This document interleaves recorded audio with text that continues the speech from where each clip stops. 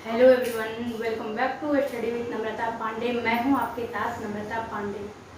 आज हम जिस टॉपिक पे बात करने जा रहे हैं वहाँ यहाँ पर ये आपका लिखा हुआ है प्रेस संस्कृति एवं राष्ट्रवाद।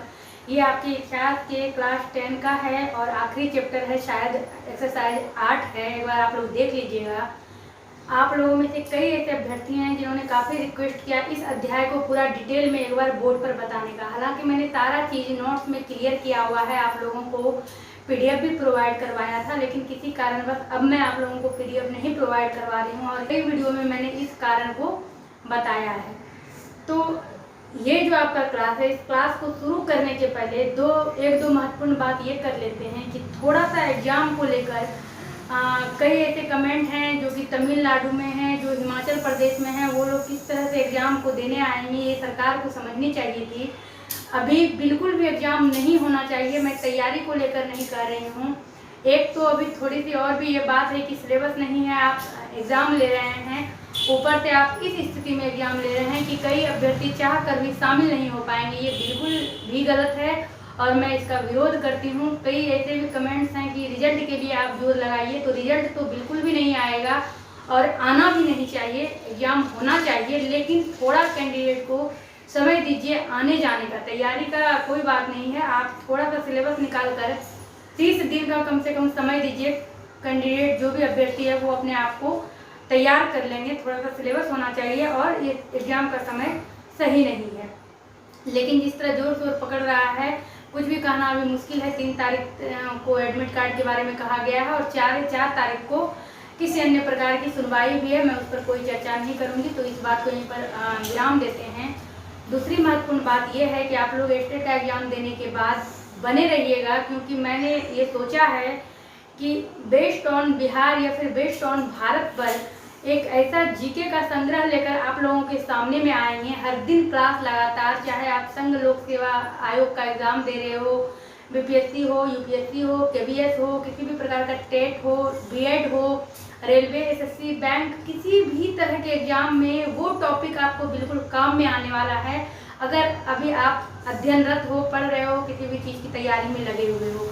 आप लोगों में से जो हम उम्र हैं और बीपीएससी की तैयारी की सोच रहे हैं या कर रहे हैं, तो बिल्कुल बने रहिए। बीपीएससी में भी काफ़ी उम्र है, अलग अलग तरह के पोस्ट निकलते रहते हैं, तो हिम्मत नहीं हारना है। मैंने यही सोचा है, क्योंकि लगभग सामाजिक अध्ययन जो है हम लोगों का बिहार बोर्ड का या एनसीईआरटी का लगभग कंप्लीट है। एनसीईआरटी को भी हम नहीं छोड़ेंगे, लेकिन ये जीके का जो मैंने सोचा है और कुछ इंग्लिश के टॉपिक को भी मैंने सोचा है कि थोड़ा सा उसको जड़ से आप लोगों के लिए लेकर आए। तो ये 2 महत्वपूर्ण सूचनाएं थी, आप लोगों को समय के पहले मैंने दे दिया। तो ये जीके वाला सूचना आप लोगों के लिए समय के पहले है और थोड़ा महत्वपूर्ण है, और एग्जामिनेशन का धैर्य बनाए रखिए, देखिए क्या होता है। आज जिस टॉपिक पर हम बात करेंगे, आप लोगों को क्या करना है, तो आप लोगों को कुछ भी नहीं करना है। जितने भी समय का ये वीडियो है, ध्यानपूर्वक सिर्फ और सिर्फ आपको सुनना है। अगर आप लोगों में से किसी को भी लिखने के जो शौकीन हैं तो वो लिख सकते हैं, क्योंकि कई लोगों को लिखना अधिक भारी नहीं लगता है। मैं एक दिन में 100 पेज भी लिख लेती हूँ, और इसीलिए मैं बता रही हूँ कि लिखने पढ़ने पर ही ये चैप्टर आपका आधारित है, मुद्रण है।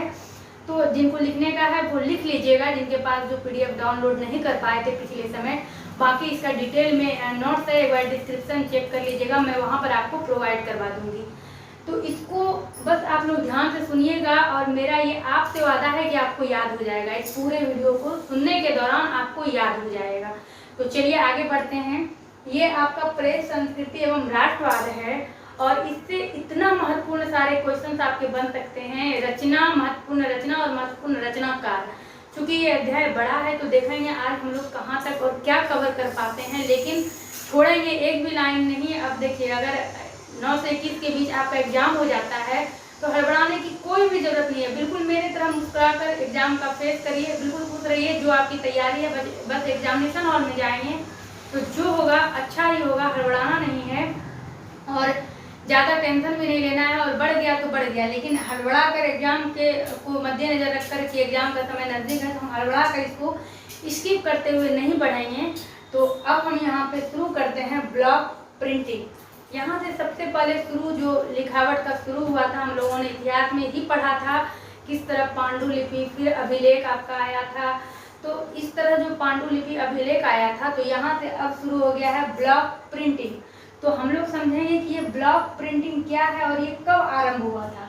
इस अध्याय में आपका 105 एडी से दिया हुआ है, 105 ईस्वी से यहाँ पर चर्चा है और हमने सारे ईस्वी को एक एक करके सेलेक्ट कर लिया है, कलेक्ट कर लिया है, इसको आप कहिएगा जो आपके इस अध्याय में है।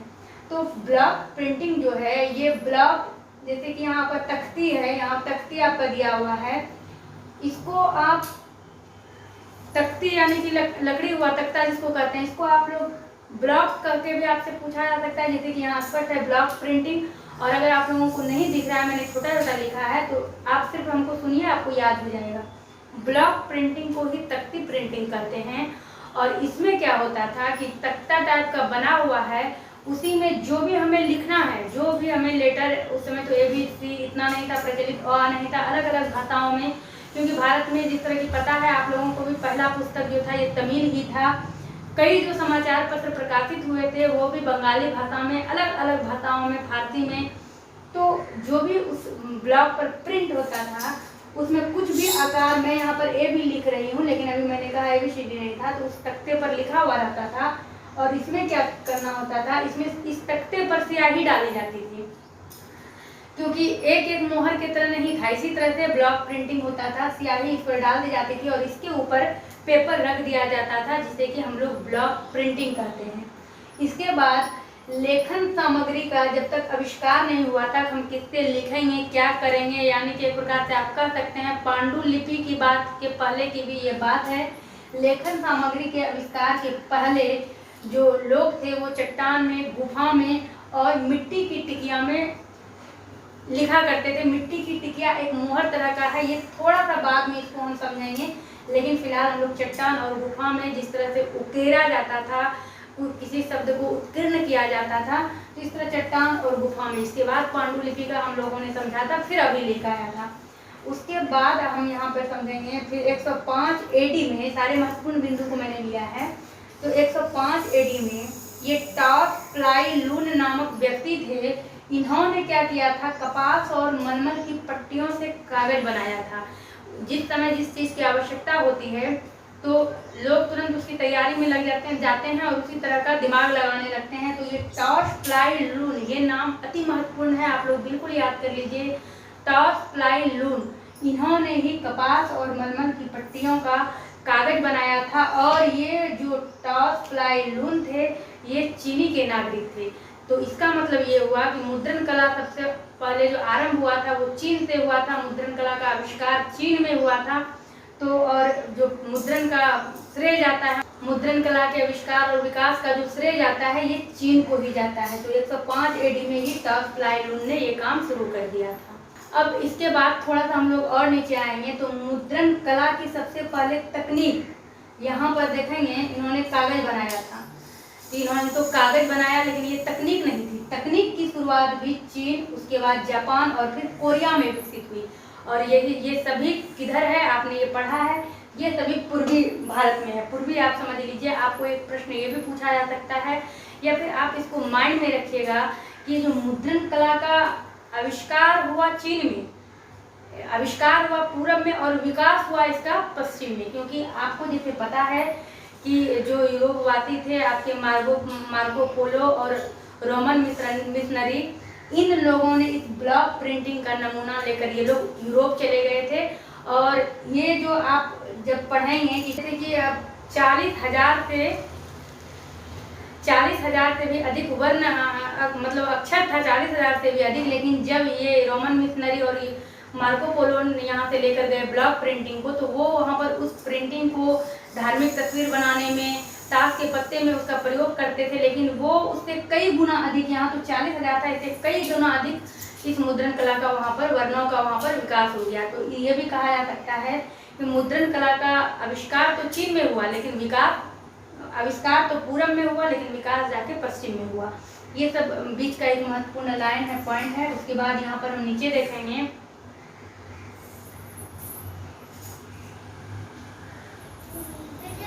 कि मुद्रण कला की शुरुआत 594 ईस्वी में हुई थी। मुद्रण कला की शुरुआत, ये सभी महत्वपूर्ण है, मैं जो बोल रही हूँ बस इसको समझना है।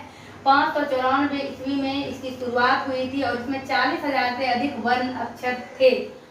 554 105 आपने देखा हो क्या, 594 के बाद सीधा आपको आना है 712 ईस्वी।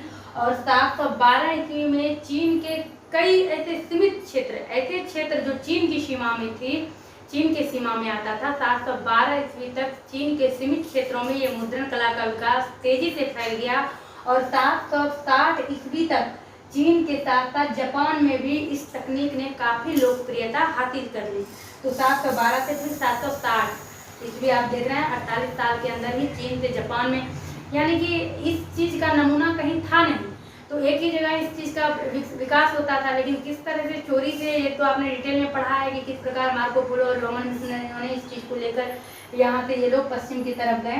तो 48 साल लग गया था सिर्फ पूरब से पूर्व में फैलने के लिए। चीन से जापान में इसकी लोकप्रियता बढ़ते बढ़ते 48 साल का समय लग गया था। उसके बाद आपके इस अध्याय में जो ईस्वी है, ये है आपका 1041 ईस्वी में पिंग सेंग ने क्या किया था। यहाँ पर जो हमने इसको राउंड किया था सबसे ऊपर मिट्टी की टिकिया, इस पिंग सेंग ने मिट्टी के मुद्रे बनाए थे, जिसको कि आप स्याही में दबाकर कागज पर रख सकते हैं, यानी थोड़ा सा इजी। पहले कागज रखना होता था, अब आप मुद्रे से रख सकते हैं। और ये भी चीनी यात्री ही थे, पिंग सेंग नाम से ही पता चलता है। और जब इन्होंने इस मिट्टी के मुद्रे को बनाया तो मिट्टी के इस मुद्रे ने इस ब्लॉक प्रिंटिंग का स्थान ले लिया, यानी कि ब्लॉक प्रिंटिंग को लोग कम यूज करने लगे। सस्ते महंगे का थोड़ा फर्क हुआ होगा, लेकिन लगभग उसको बंद कर दिया गया, क्योंकि वो थोड़ा सा परिश्रम से भरा हुआ था। और इसका तो है कि मुद्रे में जो लेटर लिखना है मिट्टी के मुद्रे में, उसको उकेर कर स्याही में डुबोया और पेपर पर रख दिया। तो ब्लॉक प्रिंटिंग का स्थान किसने ले लिया था? मिट्टी के मुद्रा ने। कब ले लिया था? 1041 ईस्वी में मिट्टी के मुद्रे को किसने बनाया था? पिंग सेंग ने। पिंग सेंग कहाँ के नागरिक थे? चीनी के। तो इस तरह से चीन के, इस तरह से कई प्रश्न यहाँ से आपको निकल रहे हैं, इसीलिए आप बस सिर्फ सुनिएगा तो आपको कई क्वेश्चन याद हो जाएंगे। उसके बाद मिट्टी के मुद्रा के बाद जो मुद्रण कला का जो आप कह सकते हैं मोहर बना, वो लकड़ी का और धातु का बना। और उसको फिर बनाने वाले कोरियन के लोग थे। कोरियन व्यक्ति ने लकड़ी और धातु पर खोद कर ये लेटर बनाया। और धीरे धीरे क्या होने लगा कि सबसे पहले आपने देखा ब्लॉक प्रिंटिंग में कागज ऊपर रखा जाता था, उसके बाद मिट्टी की मुद्रा में एक लेटर बनाया गया। धीरे धीरे लकड़ी और धातु में एक से अधिक लेटर, जैसे कि हमको कमल लिखना है तो एक एक अलग अलग क म ल मुद्रा उठा के हमें मुद्रण कला करनी है, या फिर मिट्टी की टिकिया को उठाकर। धीरे धीरे जब लकड़ी और दूसरे धातु का बनने लगा तो एक में ही क म ल लिखा गया। तो लकड़ी और धातु खोद कर उसमें टाइप किया गया। और उसके बाद दक्षिण कोरिया में ही 13वीं शताब्दी के पूर्वार्ध में ही प्रथम पुस्तक छापी गई। पुस्तक छापना कोई सहज बात नहीं है। आप समझ सकते हैं किस तरह से यहाँ लिखाई शुरू हुई, किस तरह से पेपर बनाया गया मलमल और कपास की पट्टियों से, फिर किस तरह से मुद्रण बनाया गया, टिकिया बनाया गया, और आखिरकार 13वीं शताब्दी के पूर्वार्ध में दक्षिण कोरिया में प्रथम पुस्तक छापी गई। ये अति महत्वपूर्ण प्रश्न है, तो ये तो आपको याद भी हो गया होगा। उसी कोरिया के व्यक्ति ने लकड़ी और धातु को पर खोद कर टाइप करने वाला जो मुद्रण बनाया था, उसी दक्षिण कोरिया में प्रथम पुस्तक 13वीं शताब्दी के पूर्वार्ध में छापी गई। 1041 ईस्वी के बाद हम लोग आएंगे 1336 ईस्वी। और 1336 ईस्वी में प्रथम पेपर की स्थापना हुई, प्रथम पेपर मिल की स्थापना हुई जर्मनी में। ये भी महत्वपूर्ण प्रश्न है कि जर्मनी में प्रथम पेपर मिल की स्थापना कहाँ हो गई? 1326 ईस्वी में, क्योंकि अब तो ये पश्चिम की बात होने लगी है, जर्मनी इधर आ गया। तो 1313वीं शताब्दी के पूर्वार्ध में ही दक्षिण कोरिया में पुस्तक छपा था। और उसके बाद फिर पश्चिम में यानी जर्मनी के लोगों ने पेपर मिल की ही, प्रथम पेपर मिल की ही स्थापना कर दी। क्या अब आसानी से, और आप जब पढ़ेंगे तो पहले तो 2 करोड़ पुस्तक मार्केट में आया था, फिर 20 करोड़ की 15वीं शताब्दी के उत्तरार्ध में 2 करोड़ पुस्तक आई थी। अब जब मिल की स्थापना हो गई तो क्या 16वीं शताब्दी में 20 करोड़ मुद्रित पुस्तक मिलने लगे थे, जिस पर कि मार्टिन लूथर ने कमेंट भी किया था। और मुद्रण ईश्वर की दी हुई सबसे बड़ा तोहफा है, या ईश्वर की सबसे बड़ी देन है मुद्रण कला। ये मार्टिन लूथर ने ही ऐसा कहा था। उन्होंने गुस्से में कैथोलिक पर व्यंग करते हुए ऐसा कहा था। तो उसके बाद हमने 1336 समझा, और उसके बाद फिर आपका आता है 1440। 1440 यानी 1436 हम लेते हैं 100 साल बाद, लेकिन 104 साल बाद ये गुटेनबर्ग की कहानी आती है। और इस गुटेनबर्ग ने क्या किया था, इन्होंने सीसा, टीन जिसको किरांगा कहते हैं, और भी कई तरह के धातुओं को उचित मात्रा में मिलाकर उसको मिश्र धातु के रूप में तैयार किया था। और उसके बाद उन्होंने गुटेनबर्ग ने ही एक ऐतिहासिक मुद्रण शोध शुरू कर दिया था 1440 ईस्वी में। और इस गुटेनबर्ग का जन्म भी जर्मनी के एक मैन नगर में हुआ था। तो वो जर्मनी के गुटेनबर्ग थे, लेकिन इन्होंने जो ये ऐतिहासिक मुद्रण शोध शुरू किया, जैसे ही इन्होंने ये शोध शुरू किया, यहाँ पर थोड़ा सा इंटरेस्टिंग है, देखिएगा। इनके पास लोग उसमें क्या करते थे, दिमाग तो अपना लगाते ही थे, लेकिन जब दिमाग लगाते लगाते फेल हो जाते थे तो सीधा पहुंच जाते थे उसी का चीज चोरी करने के लिए। अब गुटेनबर्ग ने इतना दिमाग लगाकर एक ऐतिहासिक शोध, एक ऐतिहासिक यंत्र शुरू किया पेपर छापने के लिए या पुस्तक छापने के लिए। तो यहाँ पर फर्स्ट नाम का एक व्यक्ति आता है जो कि सुनार होता है, और इसके एक मित्र होते हैं सुओफर। ये दोनों मिलकर गुटेनबर्ग के पास आते हैं और इनको 32 लाइन का एक बाइबल छापने को दिया जाता है और कहा जाता है कि आप छापिए, मैं यहाँ खड़ा रहूँगा। आपके हिस्ट्री में ऐसा नहीं है, लेकिन ये हिस्ट्री की कहानी है, आपको किसी इतिहास में मिल जाएगा। तो गुटेनबर्ग ने कहा कि नहीं, मैं तो नाइट डे कभी भी ये काम कर देता हूँ, तो ये संभव नहीं है। तो 32 लाइन का बाइबल छाप कर गुटेनबर्ग ने उसे दे दिया। उसके बाद फिर इसी दोनों ने 42 लाइन का बाइबल उसको दिया। जब तुरंत दिया तो गुटेनबर्ग को ये समझ में आया कि इस लोगों के नियत में कुछ खोट है, लेकिन गुटेनबर्ग ने ईमानदारी पूर्वक 42 लाइन का भी छाप कर दे दिया एक बाइबल, क्योंकि उसमें पैसे भी मिल रहे थे। लेकिन तिवारा जब इस फर्स्ट नामक सुनार ने 421 लाइन का बाइबल छापने को दिया, तो इस बाइबल की शुरुआत तो गुटेनबर्ग ने की, लेकिन इस बाइबल का अंत फर्स्ट और सुओफर ने मिलकर किया, क्योंकि इस प्रेस को कोर्ट के द्वारा कोर्ट की डिग्री को अपने अधिकार में कर लिया। इस प्रेस को यानी कि केस करके, मुकदमा करके, जैसे भी हो, इस प्रेस को अपने अधिकार में कर लिया इस दोनों ने। और फिर 1448 में उसके बावजूद भी, यानी 8 साल बाद भी गुटेनबर्ग रुका नहीं और इन्होंने 36 लाइन वाला बाइबल गुटेनबर्ग ने छापा। आप समझिए 32 लाइन, 42 लाइन, 36 लाइन कितना महत्वपूर्ण है उस समय। अभी तो हम लोग 100 पन्ना रोज, इसीलिए मैंने जो स्टार्ट किया था तो यही आपको बोला था। तो ये हमने समझा कि जो ये प्रिंटिंग और काफ़ी महत्वपूर्ण है, और मुझे ये विश्वास है कि आप लोग ये सुन रहे होंगे, उनको याद हो रहा होगा। ये नहीं है कि इससे क्या पूछा जाएगा क्या नहीं, लेकिन ये भी महत्वपूर्ण है कि प्रेस, संस्कृति और राष्ट्रवाद है, इससे कई महत्वपूर्ण प्रश्न निकल सकते हैं। अभी कोई भी ये दावा नहीं कर सकता है कि आपसे क्या पूछा जाएगा, आप इतना ही पढ़ लो, इतने के अंदर से पूछा जाएगा। ये कोई भी अगर दावा कर रहा है तो वो गलत है। मुझे लगता है कि रिवीजन होना चाहिए थोड़ा सा, तो आप लोगों को रिवीजन करवा रहे हैं। आप लोग मन में थोड़ा सा होता है क्या पढ़ें क्या नहीं, तो इससे क्या होता है, चलो एक एक्सरसाइज का हमने रिवीजन कर लिया। उसके बाद अब हम यहाँ आ जाते हैं, सुओफर से शुरू करते हैं। सुओफर ने इंडलजेंस नामक पुस्तक छापी। इसका ईस्वी नहीं है तो ये इजी है, ज़्यादा कंफ्यूजन इसमें नहीं है, इसको याद कर लीजिएगा। सुओफर ने इंडलजेंस नामक बाइबल छापी या पुस्तक छापी जो कहिए। उसके बाद यहाँ पर 1448 खत्म हुआ था, यहाँ 1475 ईस्वी आया, और 1475 ईस्वी में सर विलियम कैक्सटन ने वेस्टमिंस्टर कस्बे में एक प्रेस की स्थापना की। तो ये जो वेस्टमिंस्टर कस्बे जो है ये इंग्लैंड में है। इसके अनुसार ये सर विलियम कैक्सटन इंग्लैंड के थे और इन्होंने 1475 ईस्वी में प्रेस की स्थापना की। तो यहाँ आपने देखा 1336 ईस्वी में जर्मनी में प्रेस की प्रथम पेपर मिल की स्थापना हुई।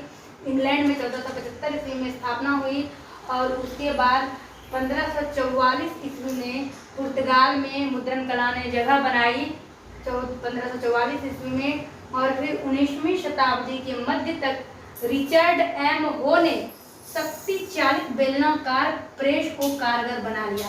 ये रिचर्ड एम हो जो थे ये न्यूयॉर्क के थे, और इनका जो ये है शक्ति चालित बेलनाकार प्रेस, यानी कि बेलना आकार का वो प्रेस था, इस तरह से बेलन की तरह घरकते में छपाई होती थी।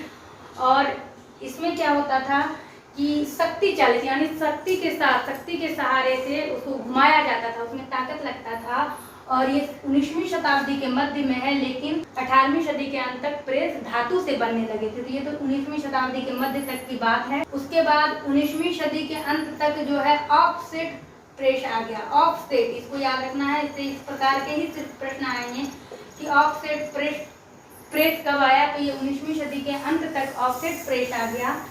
और 20वीं सदी के आरंभ में बिजली से चलने वाले छापे खाने शुरू हो गए। अब 20वीं सदी तो ये तो 21वीं चल रही है, जब 20वीं सदी से छापे खाने बिजली से चलने लगे इसके बाद जो हम लोगों का टॉपिक है इस अध्याय में इतना महत्वपूर्ण है कि भारत में प्रेस का विकास। ये तो स्टार्टिंग में हम लोगों ने इतना समझा और यहाँ पर आकर कंप्लीट किया। आपके बुक में इसी तरह 9/9 दिया हुआ है, इतना तो हम लोगों ने आज की क्लास में समझ लिया। अब जो भारत में प्रेस का विकास जब हम लोग समझेंगे तब हम लोग उसके अंतर्गत बहुत चीज़ों को समझेंगे, जो vernacular press act, Lord Lytton, Lord Ripon, कई तरह के ऐसे अंग्रेज थे जिन्होंने कई नियमों को लगाया, जिन्होंने कई नियमों को तोड़ा, कई ऐसे भारतीय थे। प्रथम भारतीय कौन थे, किनका पहला प्रकाशन क्या था, अमृत बाजार पत्रिका के बारे में आपने प्रश्नों का कई बार उत्तर दिया है। इन सब चीज़ों को अगले क्लास में हम लोग कवर करेंगे। भारत में प्रेस का विकास, भारत में प्रेस का विकास, इस तरह सरल तम्यता से इस तरह धीरे धीरे ही आगे बढ़ेंगे। अगर मैं 2 घंटा का एक दिन में वीडियो डाल दूँ तो भी कोई फ़ायदा नहीं है, 2 घंटा का अपलोड भी नहीं हो पाएगा और एक दिन में इतना कोई भी पढ़ भी नहीं पाएगा। तो आराम से चलिए, देखिए क्या होता है एग्जाम का। तो आशा करते हैं आपके लिए ये क्लास हेल्पफुल रहा होगा और महत्वपूर्ण होगा। अगर आपको इससे हेल्प मिला होगा तो आप लोग कमेंट्स करिएगा, लाइक करिएगा, तभी हम इस सिलसिले को आगे बढ़ाएंगे। नहीं तो फिर प्रैक्टिस सेट वगैरह जिस तरह लेकर आते हैं उसी तरह लेकर आएंगे। तो चलिए मिलते हैं आपसे अपने अगले क्लास में। एक बार डिस्क्रिप्शन बॉक्स जरूर चेक करिएगा। आपको जो नए हैं उनको सारे पुराने वीडियो इस वीडियो के डिस्क्रिप्शन बॉक्स में मिल जाएंगे। जो नए हैं चैनल सब्सक्राइब कर लीजिएगा, जो पुराने हैं वो तो सब कुछ जानते ही हैं। तो चलिए मिलते हैं आपसे अपने अगले वीडियो।